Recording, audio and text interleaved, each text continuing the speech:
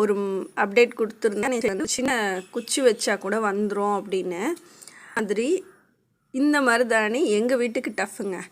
ரொம்ப நாள் கிட்டத்தட்ட 1 இயர் நான் இதுக்காக நான் டஃப்பாக ஒர்க் பண்ணி தான் நான் இதை அச்சீவ் பண்ணியிருக்கேன்னு சொல்லணும். எப்படி கொண்டு வச்சாலும் வரமாட்டேன் அப்படின்னு இருந்தாங்க. இந்த தடவை கொண்டு வச்சதை மழை தண்ணியில் வச்சுட்டேங்க, ஊற வச்சுட்டேன். 3 நாள் மழை தண்ணியில் ஊறிடுச்சு. ஊறினதுக்கு அப்புறமா நான் நட்டு வச்சுருக்கேன்.